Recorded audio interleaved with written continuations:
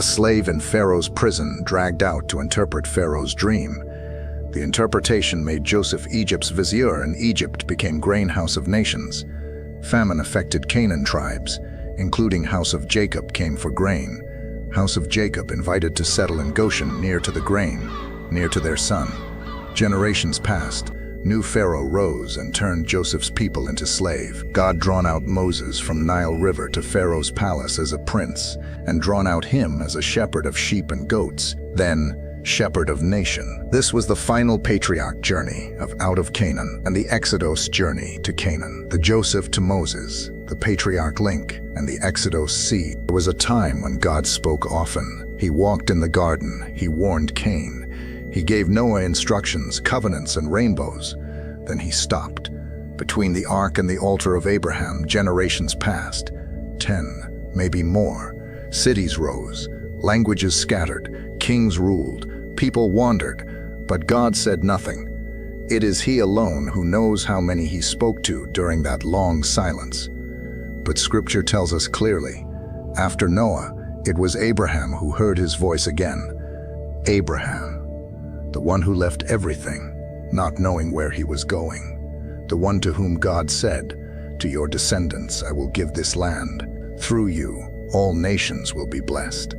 That land was Canaan, a land promised, a land marked with stars and counted by sand, a land flowing with milk and honey. But not yet. One of Abraham's great-grandsons would not be blessed there. He would be betrayed in that land. The very land promised to Abraham sold his bloodline into slavery. Jacob, his son of Isaac, grandson of Abraham, was the father of the boy sold into slavery. He stayed in the land of promise, even when famine cracked the ground, even when his heart cracked from the loss of his son. He did not run. He did not flee. He waited, not because the land had food, it had none. Not because he was strong, he was broken, but because this was the land of promise, even when it produced drought instead of milk, even when it rained dust instead of honey. And Jacob had no plans to leave. He knew where to buy grain, but not where to migrate. He had no direction, no destination, only a longing to survive, just long enough for the land to heal, just long enough to keep his sons alive, just long enough to hold on to what remained. But what he didn't know, what none of them knew, was that the very sons who had once sold out blood for silver would now be sent to buy bread for survival.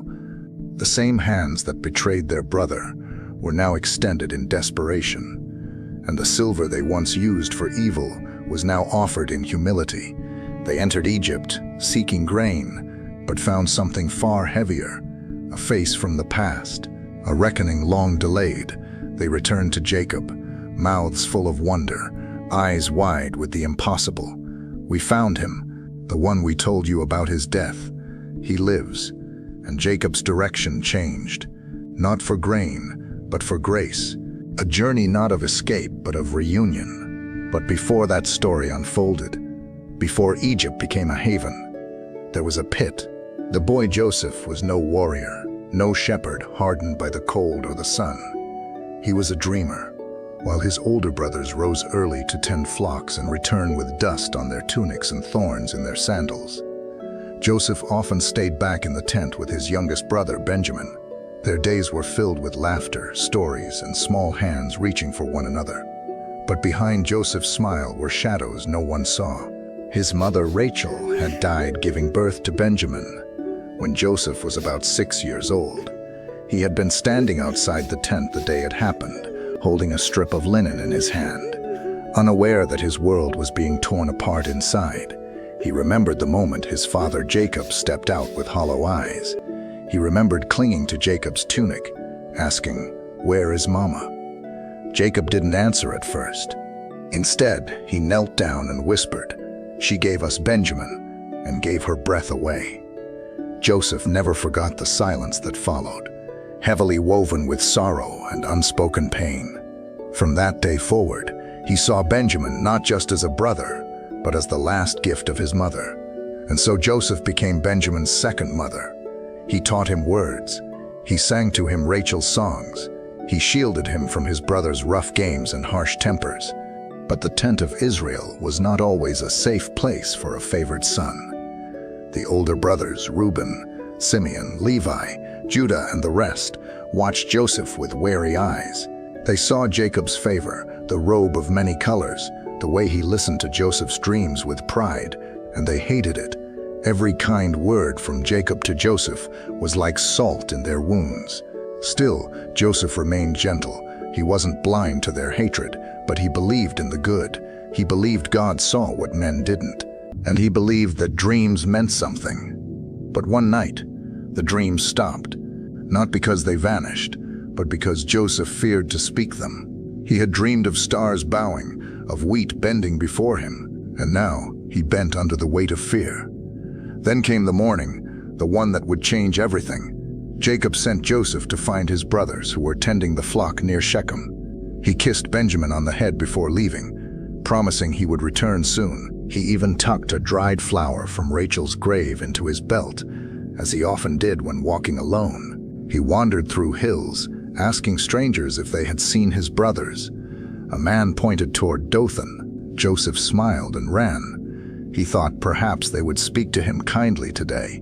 But when his brothers saw him from afar, they did not see their own blood. They saw a threat to their pride. They conspired. The moment Joseph arrived, his words caught in his throat. Reuben stepped aside. Simeon gripped his arm. Judah looked away. Their hands tore the coat off his back. Dust smeared his face, and his cries were swallowed by the wind. Benjamin never saw him again. He was only 17. His hands had never held a weapon. His voice had only carried dreams. But that morning, Joseph had no dreams left. There was only silence, broken by the wind over Dothan's dry hills, and the echo of his own breath from the pit's walls. The robe his father had given him was gone. Blood stained the collar. His brothers had betrayed him, not with blades but with silver. They had sold him to passing traders, as if he were nothing more than a burden to be offloaded. The hands that pulled him from the pit were not familiar. They belonged to strangers, Midianite merchants heading south. They didn't ask his name. They didn't care. One of them knotted rope around Joseph's wrists like he was livestock. His cries were ignored. Another man muttered, "Hebrew boy," light enough to fetch a decent price. Without warning, he was lifted, shoved, and thrown onto a cart of wooden boards, his face scraping the rough planks. The caravan moved forward, deeper into the wilderness. Sand rose with every hoofbeat. Joseph's arms ached from the tight ropes. His lips cracked from thirst. He wasn't treated like a person. He was given no water until the camels drank. When food came, it was stale crumbs tossed without care. Daylight scorched his skin. Night chilled his bones. And around him others walked in silence. Young, old, wounded, all tied to the same fate. No one spoke. No one resisted. They were all things to be traded. Joseph's body weakened, but something inside him still flared. Shame, fear, disbelief. He could still see his brothers' faces as they turned away. He had begged. Judah wouldn't meet his eyes. Simeon had laughed. Reuben had said nothing. He wasn't their brother anymore. Just a price divided among 10 pockets. Somewhere near the edge of Sinai, he was sold again. The first traders handed him off to another caravan, likely Egyptian-bound Ishmaelites. New hands pulled him, examined him, shoved his mouth open to inspect his teeth. His arms were prodded, his back slapped. He was weighed like a sack of grain. The coins changed hands again. His price was set, his value reduced to weight and age. Not a word was spoken to him. He was a product now. The journey continued across the edge of the Negev, past dusty ridges and dead shrubs. The days bled into each other. Joseph no longer counted them. The sun was merciless. The ground tore his feet when they forced him to walk. At night, the stars above felt cold and distant. He wondered if God still saw him, if heaven had closed its eyes. When the caravan finally reached Egypt, the desert gave way to fields and swamps, and then came Avaris, a border city buzzing with soldiers, traders, and slaves. Here the Nile met the eastern desert, and commerce thrived. The smell of livestock and sweat filled the air. Avaris was alive with shouting in foreign tongues, goats being herded, soldiers inspecting caravans. Joseph was pulled into a crowded market yard, caged behind wooden bars with others like him, boys, girls, and men stripped of names. It was morning when the buyers came. They moved between pens with appraising eyes. They looked at bodies, not faces. One touched Joseph's arm, then spat on the ground. Another asked about his age. A man in fine robes stopped in front of him. He didn't speak Hebrew. He nodded, gestured. The trader shouted something, and silver exchanged hands. Joseph was sold again. They told him nothing, only that he now belonged to an officer of Pharaoh named Potiphar, a captain of the guard. He was taken from the market, led through the streets, and delivered like a package to a grand house guarded by spearmen and shaded by palm trees. He wasn't welcomed. He was put to work. At first, Joseph scrubbed floors, carried jars, moved crates. He obeyed quickly, avoided eye contact, and learned to listen more than he spoke. He noticed that the Egyptians had rank and hierarchy. Slaves were common, but favor was rare. Still, he worked without complaint, not because he wanted reward, but because his heart refused to rot in bitterness. Something in him chose to live, even in chains. Time passed. Joseph became trusted. Potiphar watched him closely. The Hebrew slave was clever. He remembered details. He managed tasks. He handled money with precision. Eventually, Potiphar placed him over his entire household. Joseph was still a slave, but now he held keys, gave orders, and had command. His chains were lighter, but still there. But eyes were watching him that were not Potiphar's. The mistress of the house, the captain's wife, noticed Joseph too. He was young, strong. Her glances lingered. Her words became personal. One day, she stepped close. Her voice dropped low. "Lie with me," she whispered. Joseph froze. Her eyes were serious. This wasn't flirtation. It was a command disguised as desire. He stepped back. He shook his head. He said, "My master trusts me. I will not sin against him or against God." She was not used to refusal. She came again, the next day, the day after. Her voice sharpened. Her touches turned to grabbing. Still, Joseph refused. Every time he walked away faster, until one day, he couldn't walk away at all. She cornered him alone in the house. No servants around, no eyes watching. She clutched his robe. "Lie with me," she demanded. He pulled away. The robe slipped from his shoulder. He ran. The cloth remained in her hands. Her voice followed after, piercing, angry, false. "Help, the Hebrew. He tried to violate me." The guards came, the servants came, and Joseph's robe was the evidence. Potiphar returned to chaos. His wife was crying, his servants whispering, his prisoner silent. The story was told. Potiphar's face turned to stone. Maybe he knew the truth. Maybe he saw the lie. But honor demanded punishment, and Joseph was dragged away. No trial, no questions, just thrown into prison, a place of darkness and decay, where rats moved freely, and the only voices were those of despair. The royal prison, where forgotten men sat on stone beds and counted the days no one remembered them. There, in that silence, Joseph sat, alone, betrayed again, stripped again. Just like in Dothan, just like in Avaris, he stared at the cracked wall. His robe was gone again. His name is unspoken. His dreams buried beneath stone. But something in him had not died. He did not curse. He did not scream. He waited. Because deep beneath the shame, the beatings, the chains, a seed still lived. And even in darkness, seeds remember the light.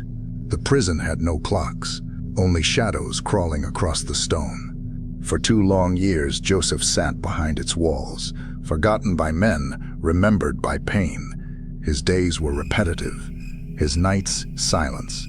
Yet he did not curse. He swept the floors, comforted the other prisoners, and whispered prayers to a God who hadn't spoken in a long, long time. Then one night, the dreams came. 2 men had been thrown into prison, officers from Pharaoh's court. One, the cupbearer, the other, the baker. Both had served the king. Both had displeased him. Now both were sharing Joseph's cell. One morning they looked shaken, pale.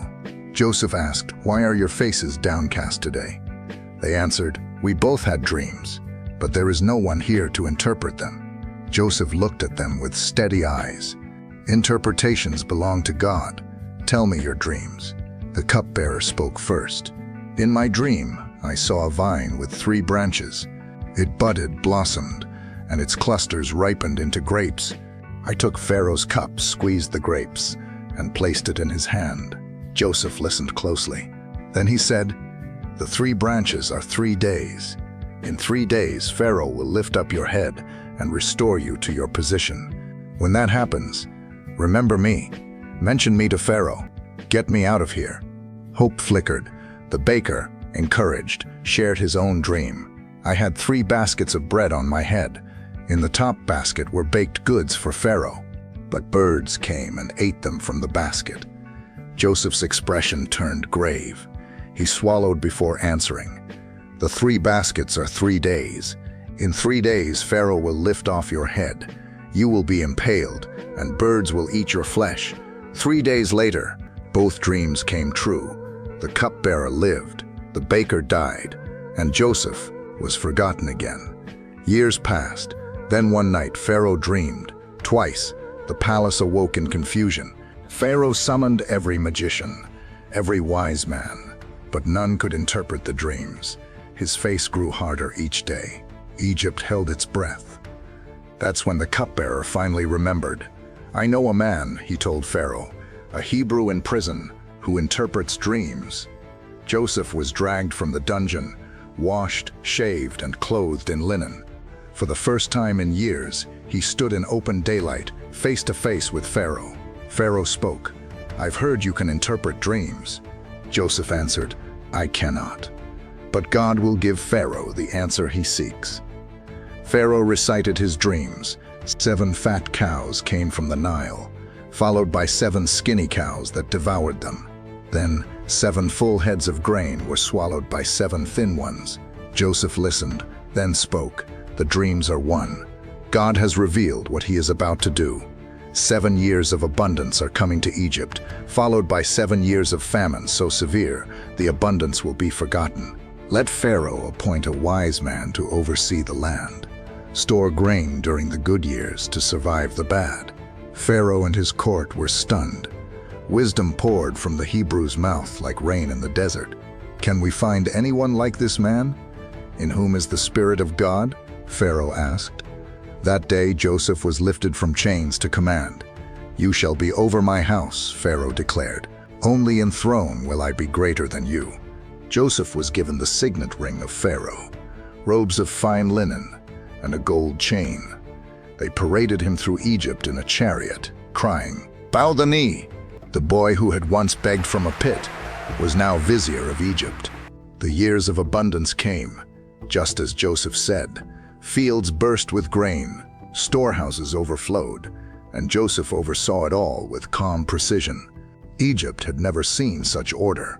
In the midst of that abundance, Joseph married Asenath, daughter of a priest.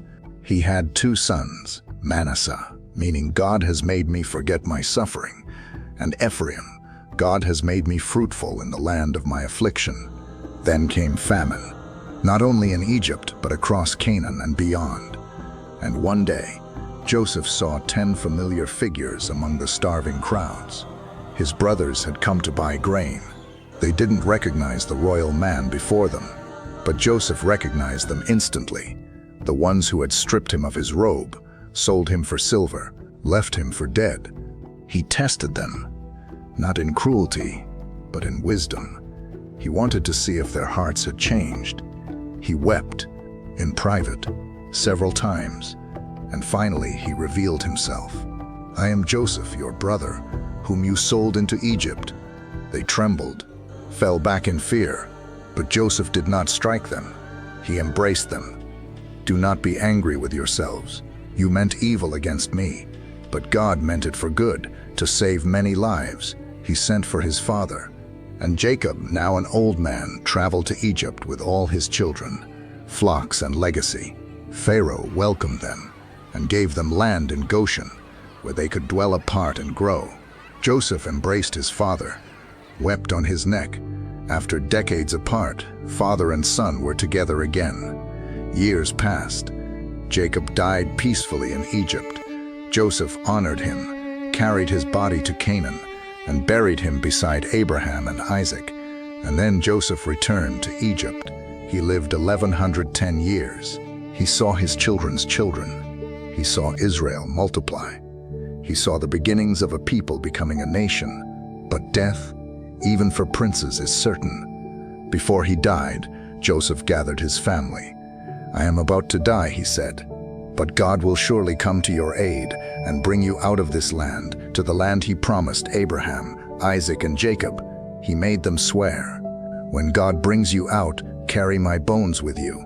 They embalmed him, placed him in a coffin, and there, in the heart of Egypt, the man once sold as a thing, now rested in honor, a coffin, a promise, a seed waiting for freedom. The sun still rose over Goshen. The same golden light that once warmed Jacob's tents now fell on fields full of Hebrew hands. The people of Israel were many now, strong, fruitful, thriving. What began with 70 souls had become a multitude, children running between olive trees, mothers grinding grain, elders telling stories around fires. And above it all, the memory of Joseph still lived. His name was spoken in reverence. He was the Hebrew who saved Egypt, the prince who had worn Pharaoh's ring, the man who fed nations. But time forgets even its heroes. Joseph died, his brothers died, and their children grew in number. More than Egypt had expected. Joseph was gone, and time moved forward. Egypt's throne, once held by native kings, passed into foreign hands. From the northeast came the Hyksos, Semitic rulers who overtook Lower Egypt and ruled from Avaris during the 15th dynasty, from around 1650 to 1550 BCE.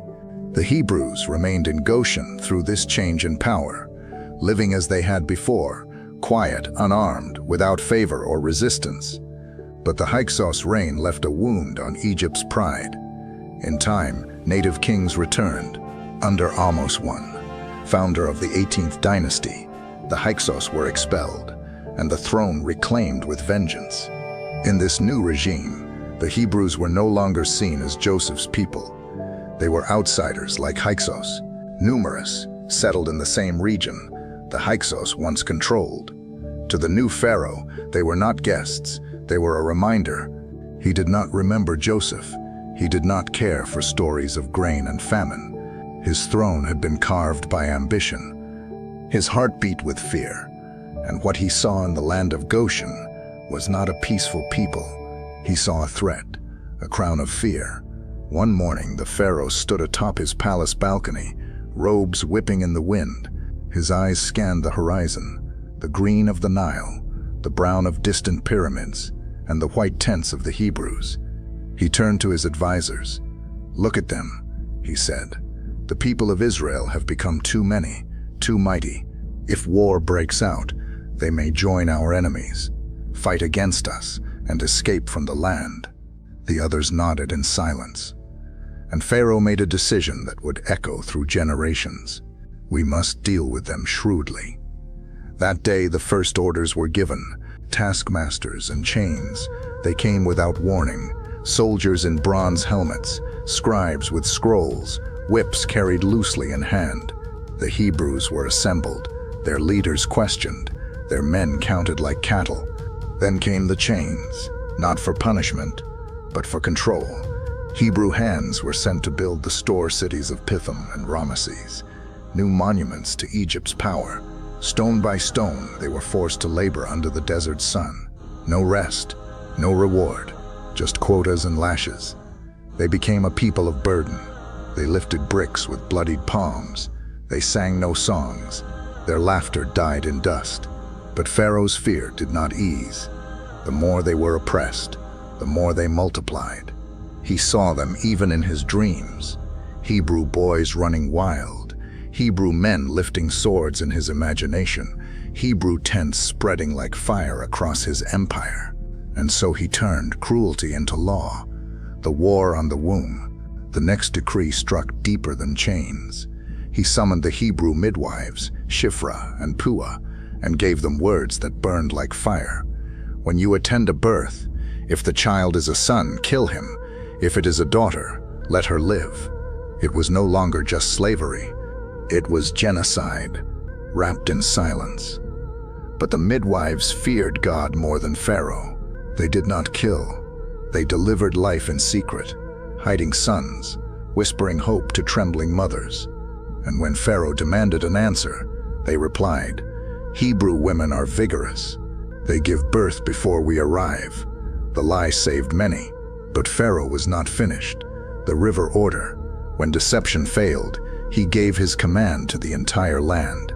Every Hebrew boy that is born, throw him into the Nile. It was not whispered. It was shouted in markets, nailed to temple walls, carved into stone at city gates. From servant to army commander, carried out the death decree. Mothers in Goshen held their babies tighter. Fathers dug hidden cradles beneath floorboards. Every birth became a funeral waiting to happen. The Nile, once a river of life, flowed now with quiet weeping, and the heavens, once so near to Joseph, now felt closed beneath the whip.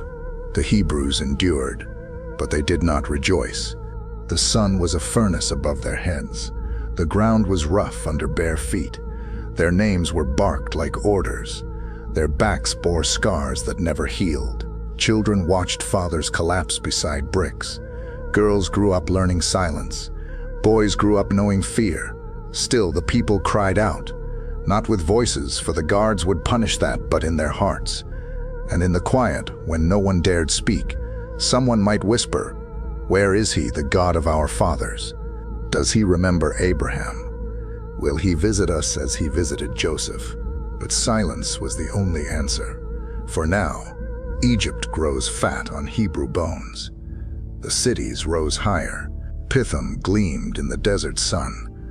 Ramesses stretched its arms like a god over the plain. Pharaoh walked through columns that pierced the sky, never thinking of the hands that bled to build them. He saw only glory. He saw only power. But the Hebrew people were still there, in every street, in every quarry, in every field and mud pit. Their cries didn't reach Pharaoh's ears, but they rose higher than his palace. Even as chains clinked, even as sons were taken, even as hope seemed like a forgotten song, they multiplied, because even under oppression, God's promise was still growing. And though Egypt could not hear it, something holy stirred in the silence. A storm was coming. The Hebrews were not broken, not yet. Their bodies ached, their spirits bent, but something endured beneath the weight. They remembered the stories of Abraham, who walked with God under the stars, the stories of Isaac, who was spared by a ram on the mountain, the stories of Jacob, who wrestled in the night and walked away blessed, the stories of Joseph, who rose from a pit to feed the world. Their God had spoken before. Perhaps he would speak again. But for now, they labored, they mourned, they endured. And above the cries and dust and cruelty, Egypt did not see that heaven was watching. And soon, he would answer. The Nile had taken so many. Hebrew mothers wept by its banks. Fathers walked with empty arms. The river was now red with law. Every Hebrew boy must be drowned. But in the house of Amram and Jochebed, Defiance was born. A child came into the world with lungs full of life and eyes wide with purpose. For 3 months, Jochebed hid him, rocked him quietly in the dark, fed him when no one saw, prayed while others grieved. But babies grow, and silence cannot last forever. One morning, with tears and trembling, she placed him in a basket woven from papyrus, sealed with pitch. She laid him in the river that had swallowed so many, and watched the current carry her son away. But this one was not to be lost. The Nile was quiet that morning, save for a cry rising from the reeds. Pharaoh's daughter, wrapped in linen and perfume, paused at the water's edge. Her attendants waited behind her, but something had drawn her forward, a strange basket bobbing gently near the shore. She opened the lid, and inside was a crying infant. His skin was sun-kissed, his tiny limbs flailing. Her heart, trained in the ways of privilege, softened unexpectedly. "This is one of the Hebrews' children," one maid whispered. But Bithiah silenced her with a glance. She cradled the child in her arms. "He will not die." The baby quieted against her chest. As she looked around, her eyes landed on a girl, perhaps 10 years old, watching from the reeds. She didn't look like a random bystander. Her expression carried weight, like she knew the child. "You there," Bithiah said gently. "You know this place." Bithiah said, "Could you find a Hebrew woman who might nurse this child for me?" The girl nodded quickly. "Yes, I know one. Go, bring her." That girl was Miriam, the baby's sister. She ran and returned with a woman of quiet strength. The woman's eyes shimmered, her hands trembled. She looked both poor and noble at once. Bithiah offered the baby. "Take him, nurse him for me. I will pay your wages. When he is grown, I will bring him into my house." The woman bowed low. "Yes, my lady." Her name was Jochebed, and this was her son, returned by the hand of God. Back in the Hebrew settlement of Goshen, life pressed on with toil and silence. But within Amram's household, a miracle stirred. Moses, the child marked for death, grew in his mother's arms. Only the family knew the truth. To neighbors, Jochebed was simply a wet nurse under royal employment. She never corrected the assumption. Each night she whispered truths into her son's ears. The God of Abraham, the stories of Isaac and Jacob, the promise of deliverance, the name of Yahweh. She sang songs in Hebrew, telling him, even in infancy, who he truly was. He wouldn't remember every word, but his soul would. Every few weeks, a small royal chariot came rolling into the dusty streets of Goshen. Bithiah stepped down in elegance, but walked humbly through the settlement. It was always Miriam who met her and led her to the home. The princess watched the boy grow. "He is strong," she once said, lifting him from the floor. "More beautiful each time I see him." "Yes, my lady," Jochebed said with a bow. Bithiah never guessed the truth. In her mind, she had saved the child, claimed him, named him. She loved him deeply. Sometimes she brought gifts, linen swaddles, figs, ointment, and once a sack of grain. From the palace, she said. For the nurse's household, Jochebed and Amram accepted quietly. They had never asked for payment. The money and food were not wages for their child. They were a divine irony. God's hand had returned their son to them and paid them to raise him. Moses' legs grew strong beneath him. He chased Aaron through the dirt paths and climbed his father's arms. He knew both Hebrew lullabies and Egyptian phrases. He spoke early, laughed often, and watched everything. By age 3, Bithiah's visits were more frequent and longer. She brought scribes to observe him. "Pharaoh asks for reports," she explained. "He wants to know how his grandson thrives." One evening, Bithiah came alone. She sat with Jochebed as the boy napped beside them. "It's time," she said. "He's nearly weaned." Jochebed nodded. That night, she bathed him slowly. She rubbed oil into his skin and whispered blessings over his brow. "You are a child of promise," she said. "God drew you from the water. He will draw you toward your purpose." Amram stood beside her. He is in God's hands now, and God is not blind. When Bithiah came to take the child, he went to her without fear. She lifted him, kissed his cheek, and held him close. "You are mine now," she said. "You shall be called Moses, because I drew you out of the water." The chariot turned. Jochebed stood in silence. Moses looked back once over the princess's shoulder. Then he was gone. Pharaoh's palace gleamed with power. Walls painted in red, blue, and gold. colonnades high as trees, slaves swept sand from marble floors, statues of gods stood in every hall, and within it all, a boy with Hebrew blood was being raised as a prince. Moses wore robes of linen and gold thread. He was trained in the hieroglyphic scrolls of Egyptian scribes. He learned the language of command, the strategies of war, and the rituals of Ra. Bithiah loved him dearly. She called him my son in the courts. Even Pharaoh came to see him as one of their own. But Moses, though young, carried a different weight. He remembered things, not clearly, not perfectly, but echoes remained. The sound of a woman's voice singing in Hebrew, the warmth of a rough blanket in a small tent, the scent of flatbread on a fire, the laughter of Aaron, the touch of Jochebed. As the years passed, Moses grew into a striking figure, broad-shouldered, quick-witted, and eloquent. His tutors praised his insight. Generals admired his form with the spear. Priests saw leadership in his presence, but he was never quite Egyptian. At night, he walked the high terraces of the palace and stared out across the desert toward Goshen. He didn't know why he felt drawn there. Only that part of him belonged to that dust and silence. Miriam now served quietly in the palace. She never revealed her true relation to him. But sometimes she left things for him to find: a basket woven from reeds, a folded cloth with a Hebrew stitch, a verse half sung in a forgotten corner. They weren't just gifts, they were memories, breadcrumbs on the trail of identity. And slowly Moses began to ask himself, who am I really?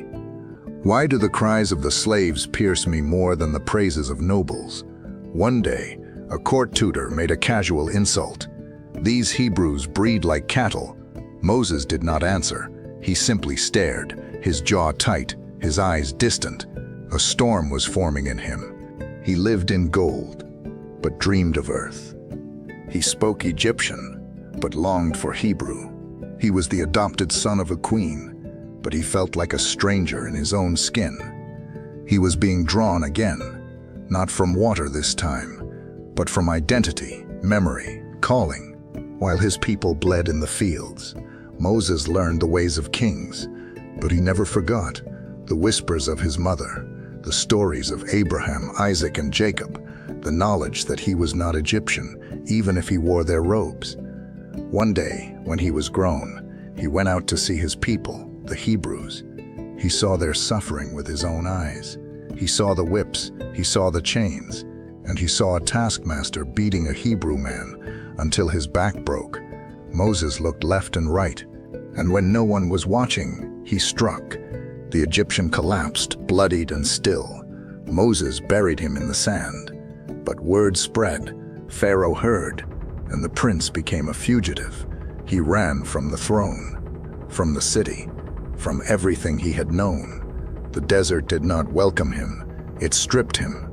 The sun burned his royal skin. The cold bit him at night. His sandals wore thin. His stomach cried out. And for the first time, Moses was nobody. He crossed mountains and dry valleys, finally arriving in the land of Midian. There, by a well, he sat dusty, hungry, lost. Then he saw them, 7 young women approaching with jars and sheep. They were sisters, daughters of Jethro, priest of Midian. As they filled their jars, a group of shepherds appeared, rough men who pushed them aside and tried to drive their flocks away. Moses stood. Even without sword or robe, he still carried the heart of justice. He stepped between the sisters and the shepherds. He defended them, and the shepherds left, bruised and grumbling. The sisters filled their jars and returned home. Their father was surprised. "Why are you back so soon? An Egyptian rescued us," they said. "He even watered the flock." Jethro sent for him, and that night Moses, once a prince, sat at the table of shepherds. He had no palace now, no soldiers, but he had shelter, and soon he had family. Jethro gave him his daughter Zipporah in marriage. She was strong, kind, and unafraid of the wilderness. Moses found peace in her presence, peace he had never known in marble halls. Time passed. Moses worked as a shepherd. His feet toughened on mountain paths. His hands learned to hold staff instead of scroll. His heart grew quiet. And when his first son was born, he named him Gershom. I have become a foreigner in a foreign land. But God was not finished. Back in Egypt, the cries of the Hebrews grew louder. They groaned under Pharaoh's cruelty. They mourned the silence of heaven. But God heard. God remembered his covenant with Abraham, Isaac, and Jacob. And far away, on a nameless mountain, a fire had begun to burn, not to consume wood, but to ignite destiny. The sun beat down on the wilderness of Horeb. Moses, now an old shepherd, led his flock through the dry ridges and narrow passes. He had long buried the name Prince. Egypt was another lifetime. Then he saw it, a bush on fire, but it did not burn. The flames danced, hot and bright, but the leaves remained green, the branches whole. He stepped closer, and a voice called out from within the fire, "Moses, Moses." He froze. "Here I am. Do not come any closer. Take off your sandals, for the place where you are standing is holy ground." Moses trembled and removed his sandals. "I am the God of your father, the God of Abraham, the God of Isaac, the God of Jacob." Moses hid his face. He dared not look at the flame. "I have seen the misery of my people in Egypt. I have heard their cries. I have come down to rescue them. So now I am sending you to Pharaoh." Moses' heart pounded. "Who am I that I should go to Pharaoh, that I should bring the Israelites out?" But God said, "I will be with you." Still, Moses hesitated. "What if they ask your name?" "I am who I am. Tell them I am has sent you." Yet still Moses gave excuses. "They won't believe me. I'm not a good speaker. Please send someone else." God's voice burned hotter than the flame. "Who gave man his mouth? Who makes him deaf or blind? Is it not I, the Lord?" Then in mercy God offered help. "Your brother Aaron will speak for you, but you, Moses, will go." He gave him signs, a staff that turned to a snake, a hand that turned leprous and healed, and a promise that shook the earth. Moses left Midian. Zipporah and their sons traveled with him. He met Aaron in the wilderness, his brother's face familiar, after years apart. Together they entered Egypt. To the elders of Israel, they spoke, "God has seen your suffering. He will deliver you." And the people bowed and worshipped. For the first time in generations, hope stirred. Moses entered his house of Pharaoh family. He could not pass it. The halls were colder now, silent, forgotten. She was gone. Pharaoh's daughter, Moses' mother, who drew him from the Nile, named him, raised him. She had no need to believe in his God to be used by him. And now, Moses stood still, not as a prince, not as a prophet, but as a son. He bowed his head, not to Egypt, but to her memory, then turned away, for his mission was not to stay, but to deliver a people. Moses stood in Pharaoh's court, a shepherd before a throne of gods. "Thus says the Lord, the God of Israel, let my people go." Pharaoh laughed. "Who is the Lord that I should obey him?" Then his face darkened. "Idle slaves speak of freedom. Double their work. Take away their straw. Let them make bricks without it."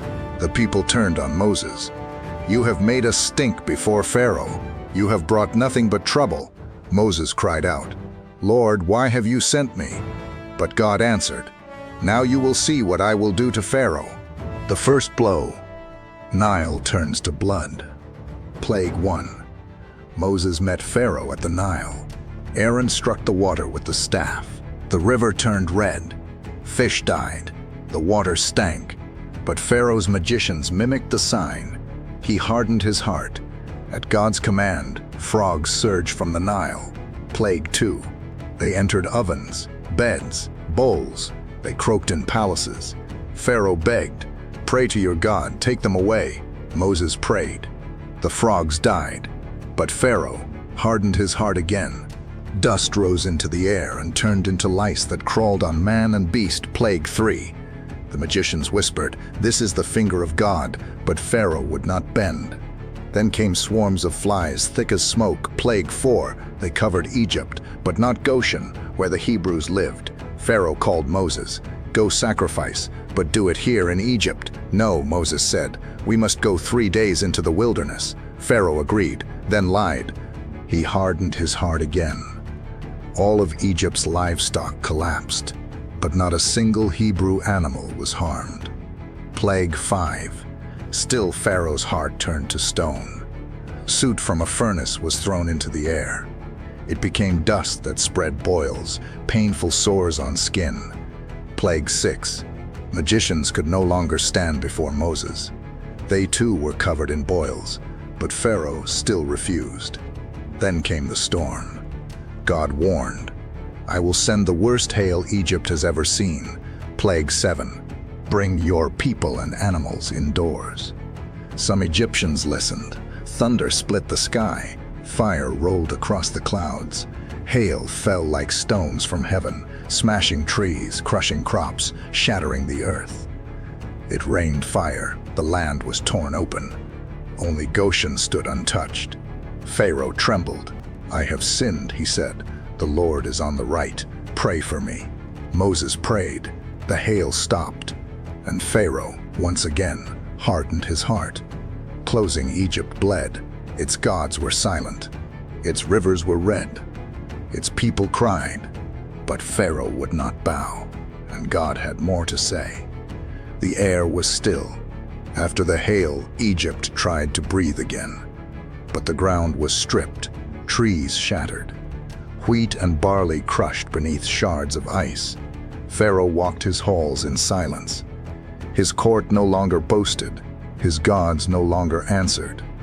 Then Moses and Aaron returned. "Let my people go," Moses said, "or the locusts will come." Pharaoh stiffened. His servants leaned in and whispered, "How long will this man be a snare to us? Let them go before Egypt is completely ruined." So Pharaoh summoned Moses again. "Go serve the Lord your God," he said. "But only the men may go."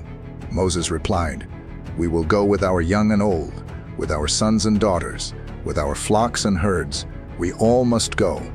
Pharaoh's jaw tightened. "Never. Get out of my sight. If I see you again, you will die." Moses turned without fear. "So be it." And then the wind began to blow. From the east it whispered first, then it howled, then it roared, and with it came locusts. They poured in like a storm cloud. The sun dimmed under their wings. They covered every tree, every field, every inch of bare earth. They ate what the hail had not destroyed. Not a single green thing remained in Egypt. Pharaoh begged, "I have sinned against the Lord your God. Please forgive me. Remove this plague." Moses prayed. And the wind changed direction. A west wind blew the locusts into the Red Sea. But as the last wings vanished, Pharaoh's heart hardened again. 3 days of darkness. Then came the 9th sign. There was no warning, no staff lifted, no word spoken. It simply began. The sun vanished, light fled, and darkness fell. Thick, heavy, unnatural. It was not night, it was blindness. A suffocating shadow that smothered lamps and silenced cities. For 3 days, no one moved. No one left their bed. No one saw another's face. Egypt sat in terror. But in Goshen, where the Hebrews lived, the light remained. Pharaoh called again, voice cracking in fear. "Go, take your families, but leave your flocks and herds behind." Moses answered, "Not a hoof will be left behind. We must take everything to worship the Lord." Then Pharaoh shouted, "Leave my presence, never return. The day you see my face, you will die." And Moses answered quietly, "You are right. I will never see your face again." A final judgment foretold. That night the Lord spoke to Moses, "One more plague I will bring. After that Pharaoh will let you go. He will drive you out completely. At midnight I will go through Egypt. Every firstborn will die, from Pharaoh's son to the slave girl's child, from cattle to servant. There will be a cry in Egypt like never before and never again. But among the Israelites, not even a dog will bark, The time had come. But first, instruction was given, the first Passover. God commanded the people to prepare. On the 10th day of this month, each family must take a lamb without defect, 1 year old. They were to care for it until the 14th day. Then, at twilight, the lamb would be slaughtered. Its blood was to be painted on the doorframes, top and sides. Then the meat roasted over fire, eaten with bitter herbs and unleavened bread. Do not break the bone. Eat in haste with your cloak tucked in, sandals on your feet, staff in hand. For on this night I will pass through Egypt and strike down every firstborn. But when I see the blood, I will pass over you. No plague will touch you. This will be a memorial forever, a feast to the Lord, from generation to generation. The people obeyed. They prepared the lambs. They painted the doorframes. They stood through the night with sandals on their feet. And then midnight came. Egypt slept, yet it trembled. And then a scream shattered the silence. From the palace to the prison, from noble homes to mud huts, the sound rose. A cry of pain, of loss, of judgment. In every house, a child was still. The firstborn of Pharaoh, the son of generals, the baby of slaves. They were gone. Death had passed through Egypt, but in the homes marked with blood, no one was lost. The destroyer had passed over. In Goshen, there were no screams, only silent wonder, holy fear and sandals already strapped for the journey. Pharaoh rose in anguish. His eyes were hollow. His throne is meaningless. He summoned Moses in the dead of night. "Go," he said, "leave my people, you and the Israelites. Go, worship the Lord as you said. Take your flocks and herds, and bless me also." The people of Egypt urged them to go. They pushed gold, silver, and clothes into Hebrew hands. "Leave us," they cried. "We are all as good as dead." So the Israelites marched out, not as slaves, but as a nation. Over 600,000 men, not counting women and children. Their herds bleated. Their children asked questions. Their elders lifted trembling hands. They carried the bones of Joseph because he had believed this day would come. They did not leave crawling. They left with heads high. The journey began under open sky. The people walked into the desert, uncertain but free. And the Lord went ahead of them. By day, a towering pillar of cloud led them, shielding them from the sun. By night, the cloud turned to fire, blazing like a torch across the heavens. It never left them, not once. They were not alone. But then, the Lord turned them back. "Camp by the sea, near Pi-hahiroth," he said. It seemed strange, a trap. There were cliffs to their sides and water before them. But they obeyed. Behind them, Egypt stirred again. Pharaoh's grief turned to rage. "What have we done?" he shouted. "We've let our slaves go."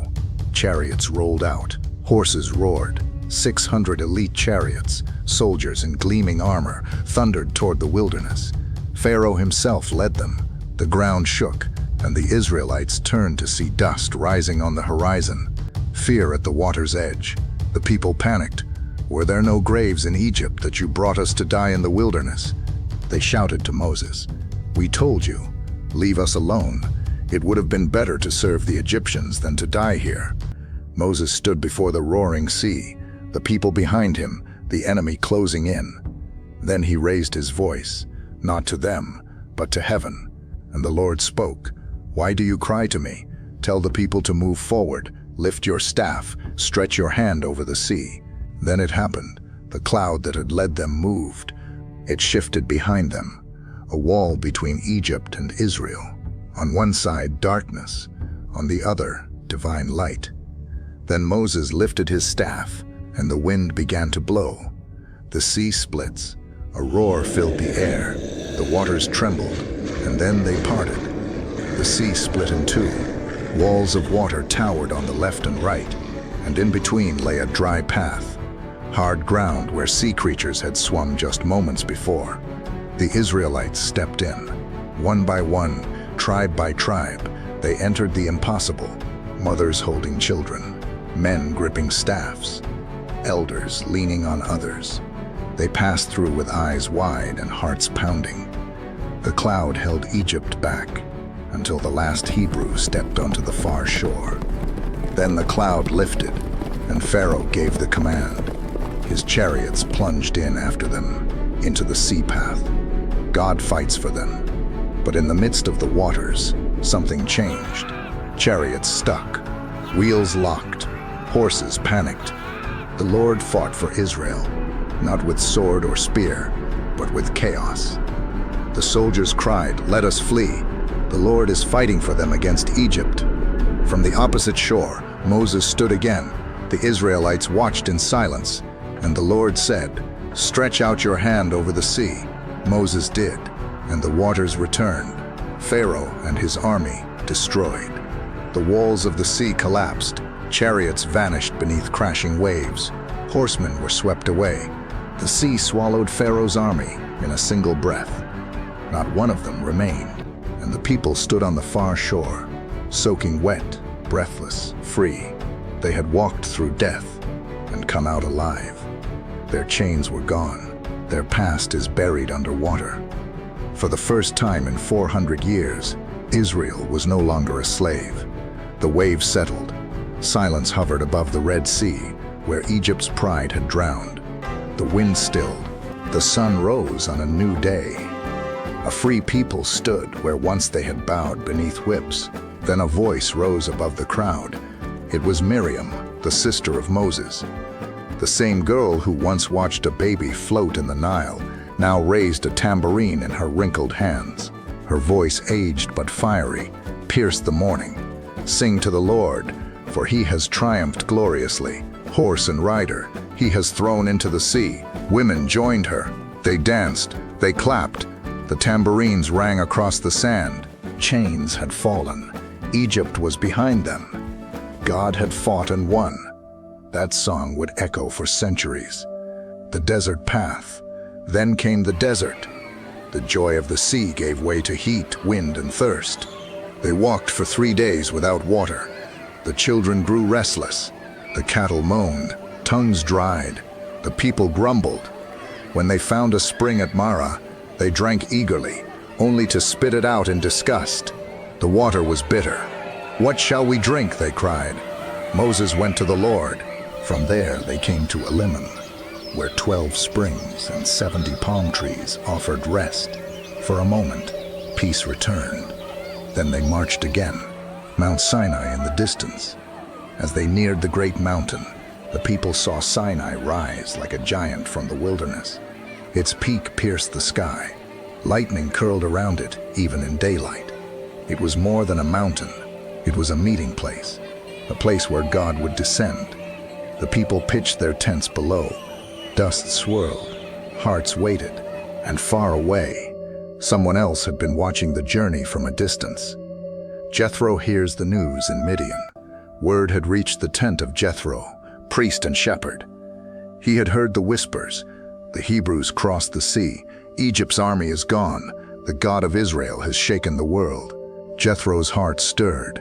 He remembered the fire on the mountain, the day Moses came to him broken and wandering. Now that same man had become the leader of a nation. Jethro stood for the journey. Jethro arrived. At afar, Moses saw Jethro and his face lit. Moses bowed to Jethro and kissed him. They entered the tent together.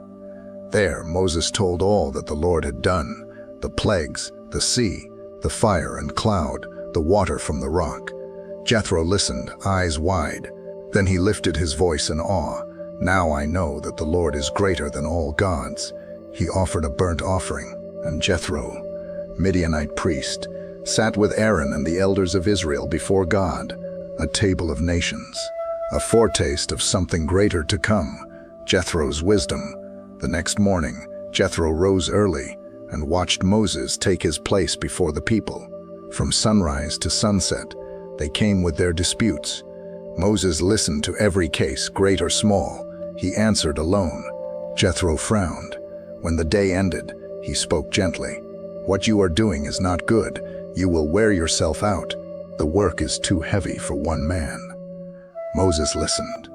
He respected Jethro, not just as his father-in-law, but as a man who had lived long and wisely. Select capable men, trustworthy, who fear God.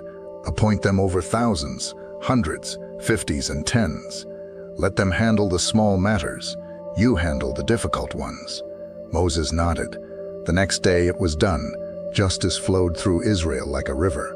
Organized, balanced, fair. Moses stood lighter. Jethro's words had become a blessing, not just to a family, but to a nation. Jethro returns to Midian. When the time came, Jethro prepared his camels. He kissed his daughter and grandsons. He embraced Moses. There were no long speeches, just eyes filled with peace. Then he turned back toward Midian, his task complete. He had come to witness the greatness of God, and now he returned, quietly, his name woven into the fabric of Israel's beginning. The mountain awaits. The wind shifted. The people remained camped below Sinai. But heaven stirred above. Soon, the voice of God would thunder. The law would descend. A covenant would be written on stone. But for now, the people rested. They had come out of Egypt, and now they stood, a people set apart, waiting to meet their God.